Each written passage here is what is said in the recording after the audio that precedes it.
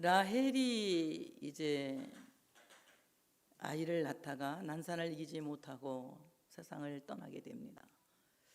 라헬 하면 야곱이 아주 사랑한 여자였죠. 남편의 사랑을 아주 많이 받으면서도 그는 행복하지 않았습니다. 왜 그러냐면 그의 어떤 그 투기심, 그리고 그의 자식을 빨리 낳지 못한 것에 대한 이런 간절한 애타는 마음, 애탄다고 해야 되나? 이런 그 안타까운 마음들 때문에 그가 늘 행복한 삶을 살지 못했어요. 전 라헬의 일대기를 보면서 과연 우리는 하나님께서 많은 주신 그런 삶을 얼마나 누리며 주님과 행복한 동행을 하고 있는가를 살펴보았습니다. 주신 복이 너무 많은데 우리는 항상 주지 않은 것에 초점을 맞추어서 주신 것을 누리지 못하고 살고 있더라고요. 그러니 늘 마음이 불편하고 무엇인가 채워지지 않은 이런 갈등, 갈망 이런 것들이 우리를 수없이 괴롭혀 온 것 같습니다. 지금 내가 숨을 쉬고 있는 것조차도 사실은 행복이고, 오늘 내가 이렇게 살아있는 것조차도 행복이고, 우리가 가정과 그리고 가족들과 함께 있는 것 이조차도 모두가 행복인데, 그 행복을 우리가 누리지 못하고 더 내가 갖고자 하는 것을 얻지 못하는 것에 대한 불평과 불만 때문에 힘들게 행복을 누리지 못하고 살지 않았나. 그래서 오늘 라헬 컴플렉스가 우리 모두에게 있지 않을까라는 생각을 하면서 한번 우리가 돌아보고 우리는 그보다 좀 더 나은 삶을 살면 좋겠다라는 제안을 여러분에게 드리면서 이 말씀을 생각해 보려고 합니다. 라헬은 누구냐? 라헬은 라반의 둘째 딸이었어요. 그리고 아주 외모가 아리따운 여성이었습니다. 그의 이름의 뜻은 암양이라고 하는 뜻을 갖고 있는데, 이 암양이라고 하는 뜻은 굉장히 그 예쁜 여자를 칭할 때 하는 말이에요. 우리아의 아내 밧세바를 다윗이 범했을 때에 나단 선지자가 와서 암양에 대한 이야기를 합니다. 어떤 사람이 암양 한 마리를 키우고 있는데 암양 100마리를 갖고 있는 사람이 그 암양 한 마리 가지고 있는 사람의 것을 빼앗았다. 그 어떻게 해야 되겠느냐? 죽여야 된다. 다윗이 그러지 않습니까? 바로 그것이 당신 아니냐? 우리아는 하나밖에 없는 암양 밧세바가 있고 당신은 수없이 많은 후궁들이 있는데 어찌하여 하나밖에 없는 이 우리아의 아내 밧세바를 취하느냐라고 책망하는 것을 우리가 알 수가 있습니다. 사랑스러운 여자, 그리고 사랑받는 여자를 가리켜서 암양이라고 하지요. 주님께서 우리에게 말씀하세요. 주님, 우리는 주님이 기르시는 양이고 하나님 우리의 목자시라고 말씀하고 있습니다. 과연 우리는 하나님 앞에서 어떤 양일까요? 여러분 한번 생각해 보세요. 나는 어떤 양일까? 나는 순양일까? 암양일까? 잘 모르겠지.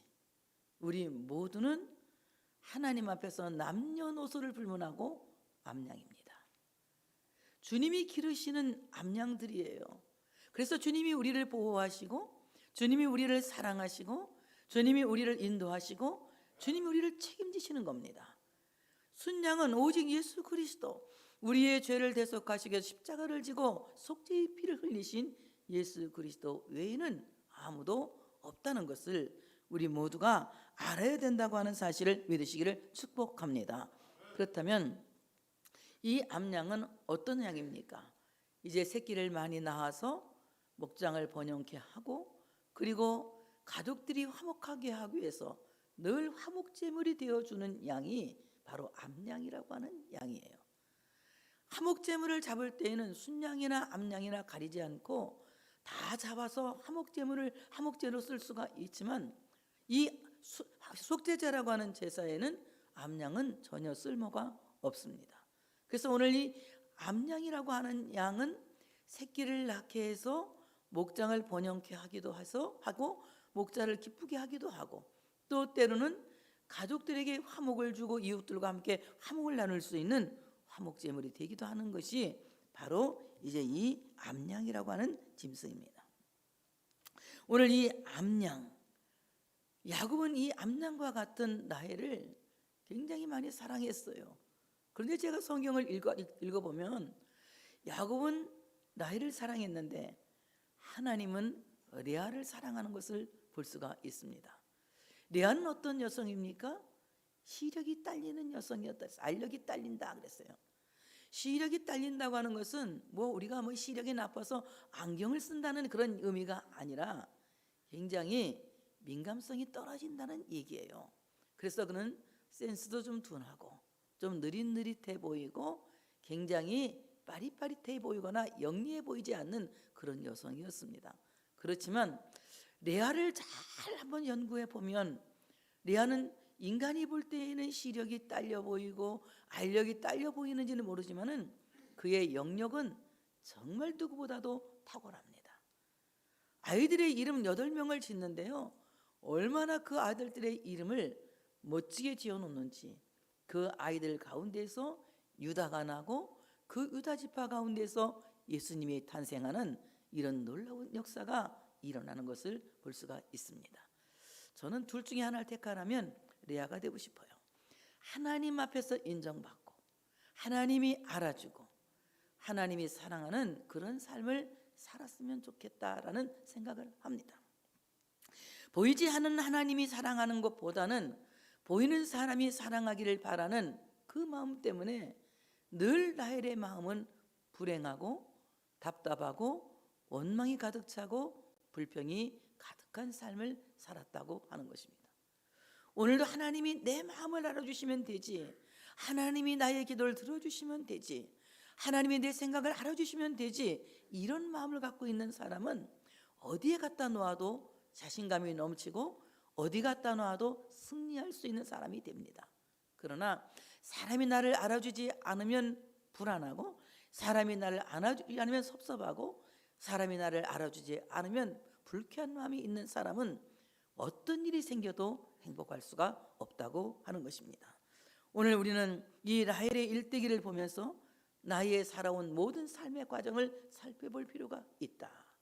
과연 나는 하나님이 내게 주신 그 모든 것들을 얼마나 감사하며 얼마나 누리며 살았는지, 그리고 내가 사람에게 보이기 위해 사는 것인지 하나님께 보이기 위해 사는 것인지 자기 자신을 한번 돌아볼 수 있는, 성찰할 수 있는 이런 좋은 시간이 되어주시기를 축복합니다.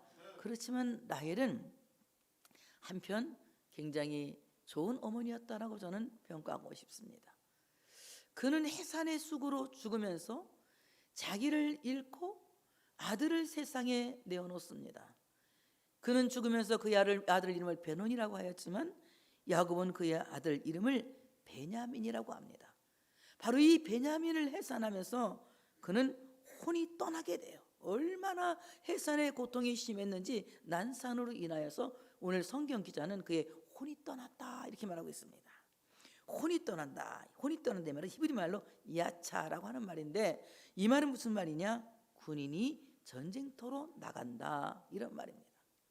마치 군인이 전쟁터로 나가기 위해서 자기의 목숨을 담보로 하고 무엇인가를 지키기 위해서, 무엇인가의 그 본질적인 가치를 지키기 위해서 자기의 목숨을 내어놓고 그것을 지키기 위하여 전쟁터로 나가는 것처럼, 오늘 라헬은 자기의 목숨보다 자기로 말미암아 태어날 그 아이를 더 큰 가치로 여기고 전쟁터로 나가는 군인처럼 그는 나갔다는 것입니다. 그래서 그는 죽음과 싸우고 이 난산과 싸워서 마침내 베냐민을 출생하게 되는 것입니다. 오늘 온 세계의 어머니들이 그럴 거예요. 또 우리 어머니들도 그럴 겁니다.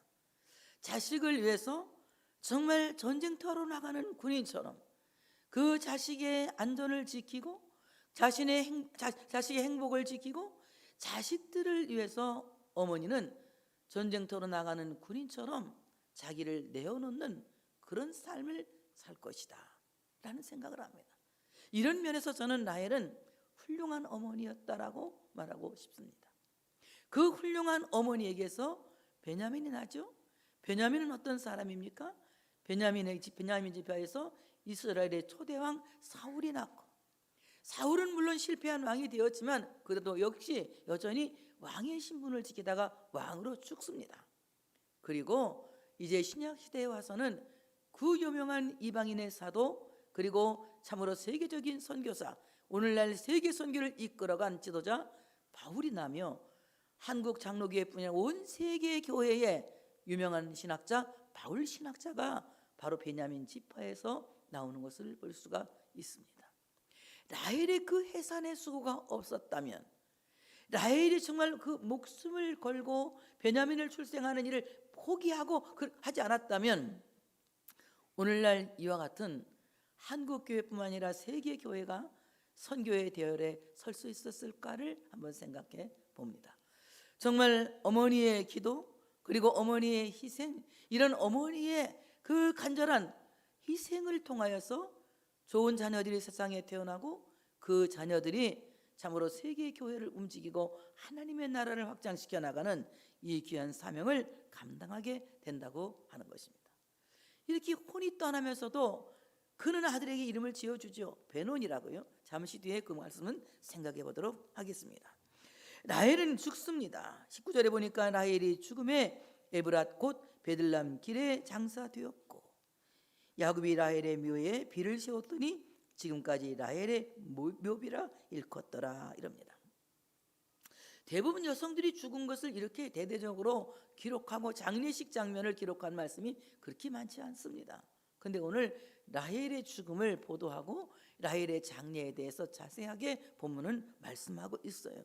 굉장히 중요한 여성이기 때문에 그렇습니다. 라헬이 죽음에, 오늘 죽는다 이 말은 다나토스라고 하는 말이에요. 헬라 말 다나토스. 이 말은 무슨 말이냐, 그냥 단순히 죽었다 끝났다가 아니라 이 다나토스라고 하는 말은 굉장히 의미가 깊은 말이에요. 이 말은 무슨 말이냐, 사망에서 생명으로 옮겨진 거룩한 이동이다, 이렇게 말할 수가 있는 거예요. 근데 라헬이 죽었다 끝났다, 그의 시대는 막을 열었다가 아니라 그가 거룩한 이동을 함으로 말미암아 그를 통하여서 베냐민 시대가 오고 그를 통하여서 선교 시대가 올 것을 이렇게 암시하고 있는 것입니다. 오늘 내가 주님 앞에서 하나님의 말씀을 통하여 내가 죽고 내가 부인되어지면 나를 통하여서 하나님의 나라가 열리고 하나님의 일이 열리고 하나님의 계획들이 열려진다고 하는 것을 오늘 본문은 우리에게 암시하고 있는 것입니다. 그래서 오늘 라헬의 죽음을 가리켜서 저는 성도의 죽음은 귀중하다고 말씀은 이 말씀을 인용하고 싶은 거예요. 정말 하나님께서 귀중하게 보는 죽음은 어떤 죽음이냐, 바로 사망에 있는 자들이 생명 안으로 옮겨지는 것이다. 생명 안으로 옮겨지는 것이다. 그래서 하나님을 믿는 자들은 사망에서 생명 안으로 옮겨져 죽음을 통과한 자들이다. 그래서 예수님이 뭐라고 말씀하십니까? 나는 부활이요 생명이니 나를 믿는 자는 죽어도 살겠고 살아서 나를 믿는 자는 영원히 죽지 아니하리라 라고 말씀하세요. 정말 사망에서 생명으로 옮겨진 자, 사망에서 생명 안으로 옮겨진 자, 거룩한 이동을 한 자, 이 사람은 죽음을 통과한 자이기 때문에 살아도 영원히 산 것이고 죽어도 사는, 정말 사나 죽으나 살아있는 거룩한 하나님의 생명체라고 하는 사실을 믿으시기를 축복합니다. 히브리서 기자는 그렇게 말하죠. 믿음은 죽었어도 믿음으로써 말한다 라고 말합니다. 아벨이 죽었으나 그는 믿음으로 말한다고 하고 있어요. 그 말 무슨 말입니까? 죽은 자가 어떻게 말을 하겠습니까? 우리가 이걸 문자적으로 해석할 때 죽은 자가 어떻게 말을 하겠습니까? 그러나 믿음으로 죽은 자는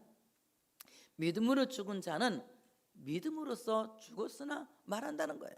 왜냐하면 그는 사망에서 생명 안으로 옮겨져 죽음을 통과한 자이기 때문에 그는 참으로 믿음으로써 말하는 자가 되어졌다고 하는 것입니다.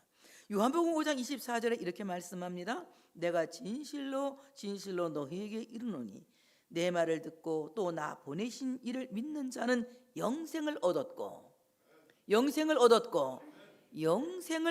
영원히 죽지 않은 영생을 얻었고 심판에 이르지 아니하나니 사망에서 생명으로 옮겼느니라.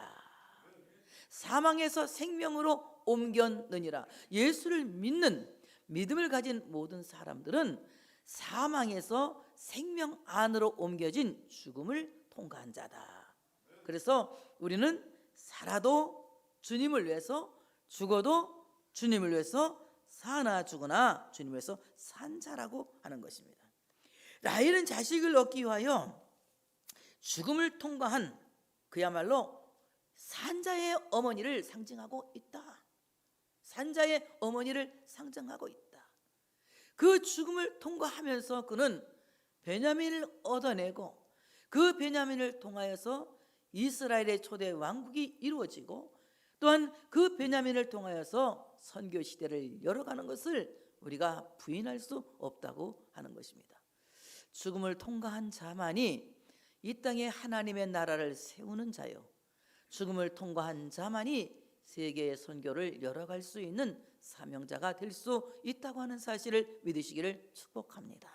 우리 모두가 사망에서 생명 안으로 들어가 죽음을 통과한 산자의 어머니가 되어집시다. 그래서 우리가 정말 가장 본질적인 가치를 위해서 자기의 생명을 조금도 아끼지 아니하고 하나님께 올려드릴 수 있는 살아있는 순교자요, 매일매일 자신을 죽이는 참된 순교자의 삶을 살 수 있는 우리 모두가 되어져야 된다고 하는 사실을 믿으시기를 축복합니다. 오늘 산파가 말합니다. 두려워하지 말라, 지금 네가 또 등남하느니라. 이렇게 말해요. 혼이 떠나서 죽어가는 라헬에게 산파가 말해요. 지금 내가 또 등남하느니라. 요셉을 낳고 그가 아들을 낳고 요셉이라는 이름을 줘요. 이 말은 무슨 말이냐? 그가 더하시기를 원한다, 이 말이에요. 요셉이란 말은 그가 더하시기를 원한다. 네가 바라던 대로, 네가 믿은 대로, 내가 소원한 대로 내가 또 등남하느니라. 이 말은 그가 생명을 주시는 하나님이 너에게 더하시고 있다, 이 말입니다.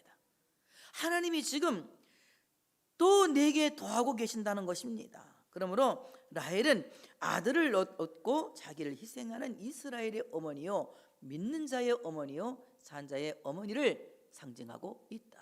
우리 모두가 이와 같이 하나님께서 주신 가장 고귀한 선물, 내게 주신 아들과 딸, 바로 이 자식을 얻기 위하여서 자기 자신을 하나님 앞에 온전히 희생하며 드리며 그들이 하나님의 나라를 세우는 주역이 될 수 있도록, 그들이 세계 선교를 열어갈 수 있는 사명자가 될 수 있도록 그들을 위해서 기도하는 산자의 어머니들이 되시기를 축복합니다. 여호와께서 이와 같이 말씀하시기를, 남아에 슬퍼하는 자가 슬퍼하며 통곡하는 소리가 들리니 라헬이 그 자식 때문에 애곡하는 것이라. 예레미야가 이런 예언을 하거든요. 그가 자식이 없어져서 위로받기를 거절하는다. 이 말을 언제 인용하느냐 하면 예수님이 탄생하시고 헤롯이 3살 아래의 사내 아이들을 다 죽일 때에 마태복음에서 마태가 이 말씀을 인용하고 있어요. 라헬이 자식을 위해서 애곡하는데 자식이 없어져서 위로받기를 거절한다, 이렇게 말하고 있습니다. 그러면 사실은 라헬이 없어진 겁니까? 베냐민이 없어진 겁니까? 실제적으로 누가 없어졌습니까? 라헬이 없어지고 베냐민이 있는 거 아닙니까? 그런데 왜 라헬이 없다고 말했을까요? 저는 그 생각을 했어요. 어머니 없는 아이가 그 인생이 있겠습니까? 어머니 없이 세상을 산다는 것이 아이에게는 치명적인 상처고 충격인 거예요.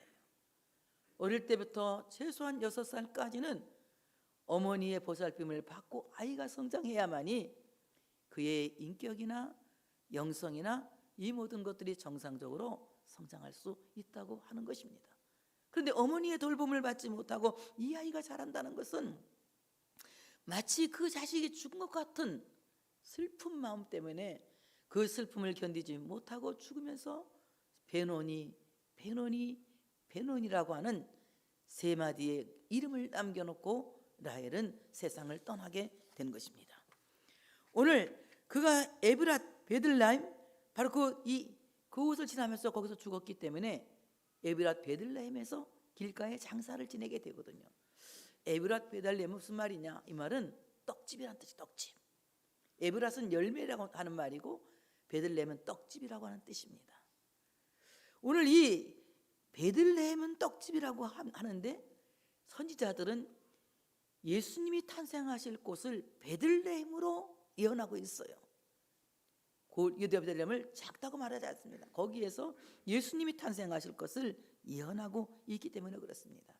오늘 바로 이 베들레헴에 장사된 라헬은 예수 그리스도와 함께 십자가 밑에 장사된 그리스도인을 암시하고 있다. 우리 모두는 정말 예수님과 함께 살다가 예수님과 함께 죽고 예수님과 함께 묻히는, 그래서 예수님과 다시 살아나는 하나님의 사람들이 되어야 할 줄로 믿습니다. 로마서 6장 8절에 보니까 만일 우리가 그리스도와 함께 죽었으면 또한 그와 함께 살 줄을 믿노니 이럽니다. 내가 그리스도와 함께 죽었으면 그리스도와 함께 산다. 그러니까 우리 정말 이 땅에 살면서 잘 믿고 잘 살다 잘 죽자.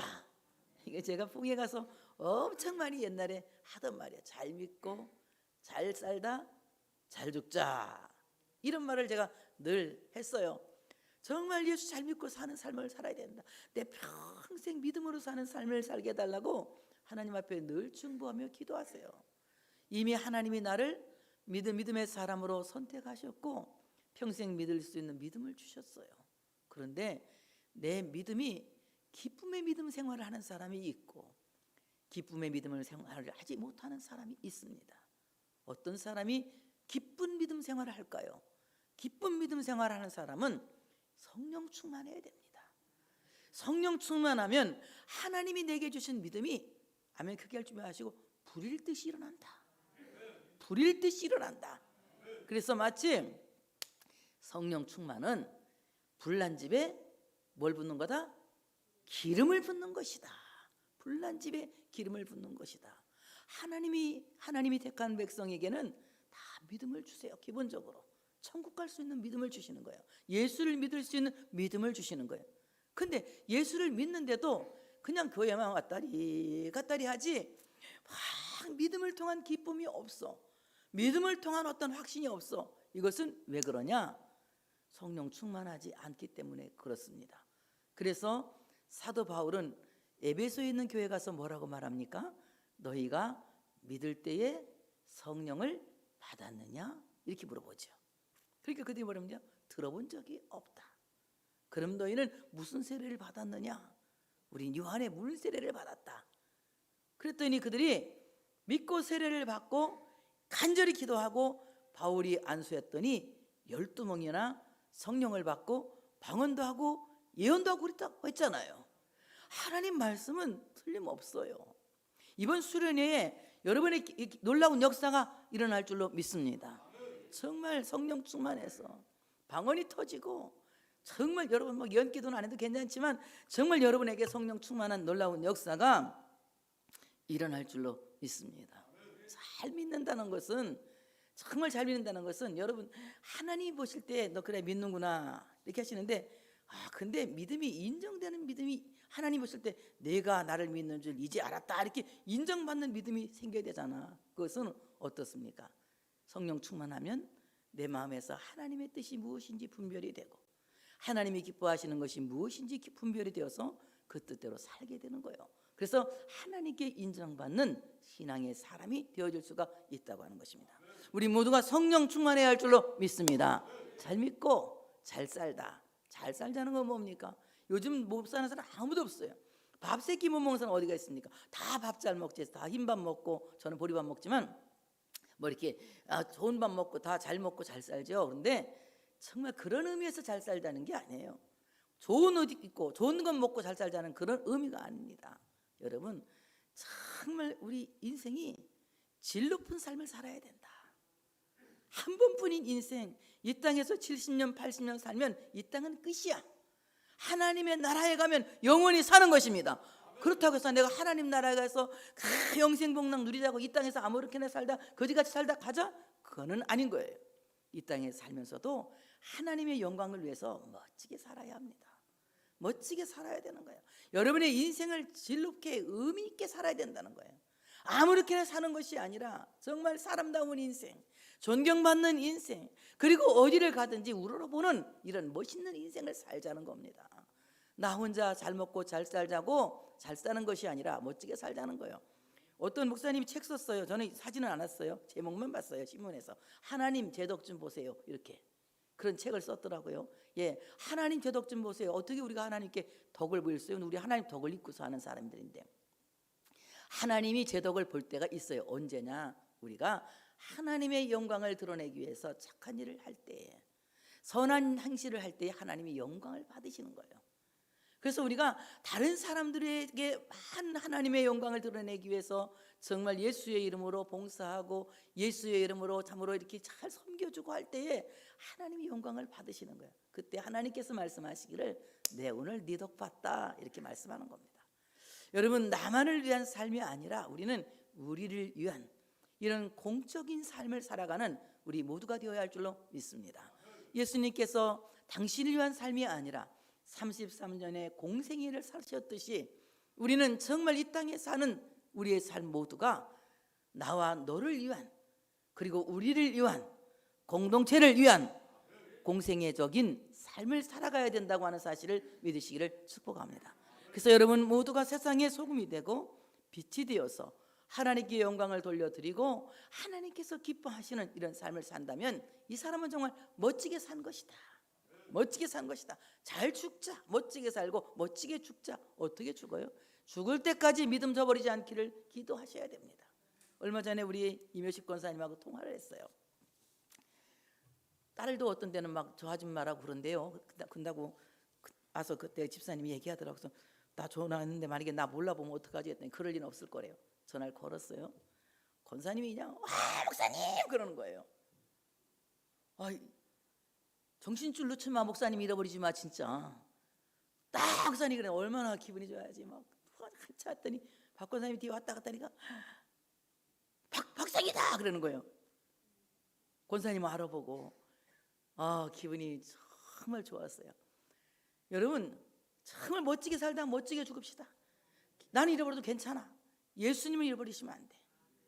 예수님을 꼭 기억하시기를 바랍니다. 예수 내 구주, 예수 내 구주. 한번 해보세요. 예수 내 구주, 예수 내 구주, 예수 내 구주. 박응월 할머니, 우리 오세창 장로님 어머니 박응월 할머니 돌아가실 때 제가 가서 물어봤어요. 예수 믿느냐고. 믿는다고 그래요. 치매 걸려고 아무도 모르는데 예수 믿는다고 그래요. 나 누구냐니까 나 능력 전도사님이래. 그래서 날 알아보더라고. 정말 우리가 예수는 잊어버리면 안 돼. 어떤 상황에도 예수님은 정말 기억하고 사셔야 돼. 예수님은 누굽니까? 예수님은 나의 구주십니다. 모르나 봐. 예수님 누구십니까? 가만히 쳐다봐. 예수님은 나의 누구십니까? 구주십니다. 예수 내 구주. 이렇게 잊어버려야 돼요. 잊어버리지 않아야 됩니다. 짐승은 죽으면 가죽을 남기고 사람은 죽으면 이름을 남기는데 예수 믿는 사람은 죽으면 믿음을 남겨야 한다. 그래서 자손 천대까지 이 믿음을 잘 승계해 나가는 믿음의 사람들이 되어줘야 된다. 그럴 때 하나님의 나라가 이 땅에서 왕성하게 발전할 줄로 믿습니다. 이때 베냐민이 출생합니다. 그가 죽게 되어 그의 혼이 떠나려 할 때 아들의 이름을 베논이라 불렀으나 그의 아버지는 그를 베냐민이라 불렀더라 이랬습니다. 베논이, 이 말은 무슨 말이냐? 나의 슬픔의 자식, 나의 불행의 자식 이 말입니다. 너는 나의 슬픔의 자식이다. 너는 나의 불행의 자식이다. 이렇게 말하는 거예요. 이 말은 얼마나 그 아들을 양육하지 못하고 그 아들을 길러주지 못하는 어머니가 얼마나 마음이 슬픈지를 표현하는 거예요. 그 아들을 양육하지 못하는 어머니가 얼마나 마음이 불행한지를 표현한 것입니다. 그래서 지금 내가 너를 양육하지 못하여 슬프다, 내가 너를 양육하지 못하여 불행하다, 이 말입니다. 때때로 여러분, 신앙이 성장하지 않는 어떤 분들의 모습을 보면 막 저는 불행한 마음이 들어가요. 지금까지 예수님을 가르쳤는데 지금도 저렇게 모르나, 이 생각이 들어갈 때가 있어요. 그러나 언젠간 저 속에서 들은 말씀이 싹이 나겠지, 이렇게 또 기대를 또 바꿔서 하기도 합니다.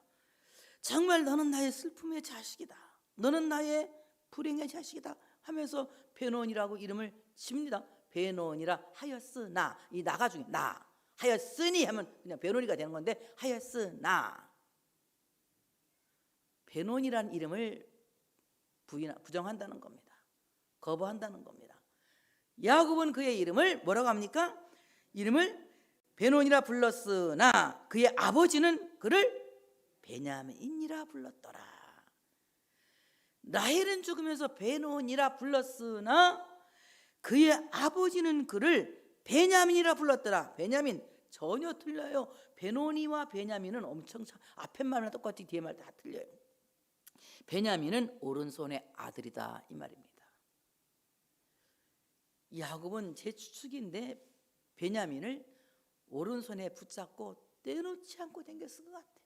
엄마 없는 이 아들을 그냥 오른손으로 그냥 키웠을 것 같아. 그러니까 오죽하면 죽을 때 베냐민을 걱정하고 죽어. 왜? 너무 버르장머리가 없이 크니까. 베냐민은 물어뜯는 일이다, 이렇게 유언을 하고 죽거든요. 그런데 그가 아침에 움킨 것을 저녁에는 함께 나누리라, 이렇게 하고 이제 예언을 하거든요. 어릴 때는 철이 없어서 그냥 엄마 없이 그냐고 아버지 사랑을 독차지 하니까 뭐 너무너무 손자리 이쁘니까 할아버지 상투를 다 없애버린다고 너무너무 이뻐 해놓으니까 버릇없이 살고 막 그냥 형들을 막 물어뜯고 울고 항아 뜯고 막 이렇게 했지만, 얘가 어른이 돼가지고는 움킨 것을 나누게 될 것이다, 그 유언이 맞았어요. 그래서 이스라엘의 초대왕이 났고, 또 이스라엘이 르호보암 시대에 왕국이 두 갈래로 갈라질 때에 10지파는 다 여로보암을 따라갔는데 누구만 남아요? 유다와 베냐민만 예루살렘에 남습니다. 남유다에 남는 거예요. 그래서 남유다를 지키는 지파가 된 겁니다. 대단하죠? 유언이 이루어진 거예요. 그리고 어떻습니까? 결국 그는 아침에 움킨 것을 저녁에는 다 나눈다고 그랬어요. 사울이 얼마나 젊은 시절에, 청년 시절에 믿는 사람들 잡아오게 가두고 그때만 죽을 때 막 돌치는 옆에 같이 치고 옆에서 얼마나 마땅하다고 여겼다고 그랬잖아요. 그렇지만 그는 어떻습니까? 장가도 들지 않고 모든 것을 자비량으로 자기에 있는 모든 것들을 그냥 이방인 교회에 나누어주면서 이방인들 가서 전도하고 거기에 교회를 세우는 선교사로서 나눠주는 삶을 살지 않습니까? 아니, 세상이 몇천 년이 지나고 난 뒤에 하나님이 딴 사람은 했는지 모르지만 내가 아는 사람은 사울하고 바울밖에 모르니까 바울은 그렇게 다 나눈 거예요. 과거의 사울은 왕이 되고 후의 사울은 선교사가 되고, 얼마나 놀라운 일입니까? 대단한 일이잖아요. 그래서 이와 같이 오른손의 아들로 성장합니다. 고대 근동에서 오른쪽은 능력과 행복을 의미하고 있거든요. 그러니까 너는 능력 있는 아들이야, 너는 행복한 아들이야. 베냐민에게 말씀하신 하나님은 오늘 우리에게도 그렇게 말씀하실 줄로 믿습니다. 너는 오른손의 아들이야, 너는 능력 있는 아들이야, 너는 행복한 아들이야, 이렇게 말하는 거예요. 오늘 우리에게 너는 행복한 사람이야, 너는 능력 있는 사람이야, 이렇게 말씀하고 계시는 거예요. 그 하나님께 영광의 박수. 난 너무 기뻐요. 하나님 감사합니다. 영광의 박수. 그런데 만약에 베냐민이 안 태어났다, 라헬이 베냐민을 낳지 않고 그냥 단산해 버렸다, 이랬으면 항상 1% 부족한 12지파가 됐을 거예요. 그런데 베냐민이 태어나니까 이스라엘은 12지파로 12이라고 하는 정족수를 완성하는 겁니다. 그 한 군데 뚫어진 그 부족한 것을 채우는 것입니다. 예수님께서 짐 모퉁이의 머릿돌이 되신 것처럼 우리 모두는 정말 하나님 앞에서 한 모자르는 그 한 부분을 채워갈 수 있는 베냐민과 같은 이 사명을 감당할 수 있는 우리 모두가 되어야 할 줄로 믿습니다. 그래서 오늘 바로 이 정독수를 완성시킨 아들이다. 베냐민 지파에서 이스라엘 초대 왕 사울이 났고 그리스도와 함께 다윗 왕국을 지키는 자로 남았으며 이방인의 사도요 신학의 대가인 바울이 났다라고 말합니다. 그러면서 이스라엘의 계속되는 순례 역정이 기록되고 있습니다. 21절에 보니 이스라엘이 다시기를 떠나, 이제 야곱이란 말을 안 씁니다. 야곱이라고 안 부른다고 했잖아요. 그러니까 이스라엘 누굽니까?